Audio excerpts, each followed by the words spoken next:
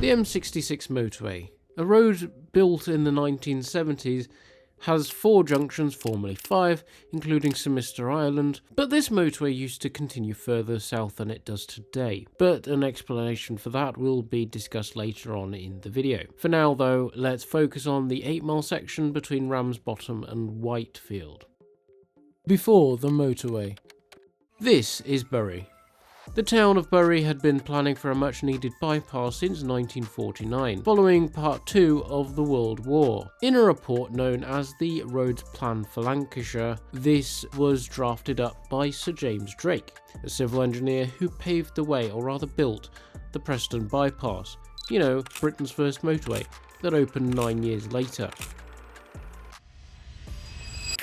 Back to the town of Bury and the bypass, and we find originally the eastern bypass was meant to be built as a dual carriageway, but by the time the 60s came along, plan like everything else at the time was to make it a motorway, and that meant the poor residents of Ferngrove then saw the construction of a motorway that literally split the estate in two. It's also worth mentioning that this route was protected, but even still, imagine that being built quite literally on your doorstep, never mind the elevated motorways being built next to people's bedroom windows in London. Now, before the bypass became a bypass motorway wise, the original plan seems as if the road was going to be at the same level as the streets, and space was planned in advance, as some sources suggest the idea for a bypass in that area was planned as far back as 1930, or at least there was a rough idea of one, but a solid proposal was put forward in 1949.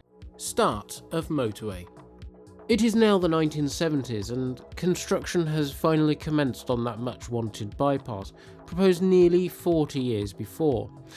Now, in the Roads Plan for Lancashire, this bypass was known as Route 9, the Bury Easterly Bypass, and in that plan, the route was defined as tapping into the industrial areas of East Lancashire north of Manchester, and was proposed to replace the A56 between Haslingden and Edenfield. One of the earlier and first sections to be built is the section that was known as the Middleton Link, which runs between junctions 18 and 19 on what became the M60 prior to the completion of the Manchester Outer Ring Road, which opened in 2000. The section of M60 between the current junctions 24 and 25 was also part of the M66 up until it was renumbered as part of the M60. The southern section of the bypass from the M62 at Simister Island to the A58 at Junction 2 opened in 1975, with the northern section from Junction 2 to the A56 at Edenfield opening in about 1978. Here's a fun fact about the Middleton Link. Many sources suggest that the Middleton Link was planned to have it renumbered to the M68, even as recent as 2002 to 2004, as the number was being reserved or labelled by the Department for Transport. Just north of Junction 2, the motorway climbs up towards the hills north of Bury. The motorway slices straight through the Ferngrove housing estate, with houses close to either side of the motorway. And north of Junction 1, the motorway then cuts through the rock faces of the hills as it heads along the valley of the River Irwell. These unique features make for a rather interesting journey along the motorway, despite its rather short length. Here's a fun fact: during its construction, the earthworks involved the total excavation of around 2.3 million cubic yards, with 650,000 of it being rock, and 1.1 million cubic yards was used for the construction of the embankments. As always, thank you very much for watching, and I hope you enjoyed that.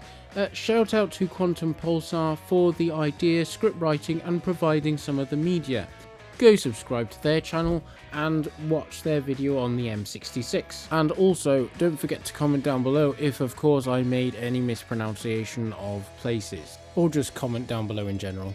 And I'll see you in the next one. Cheerio.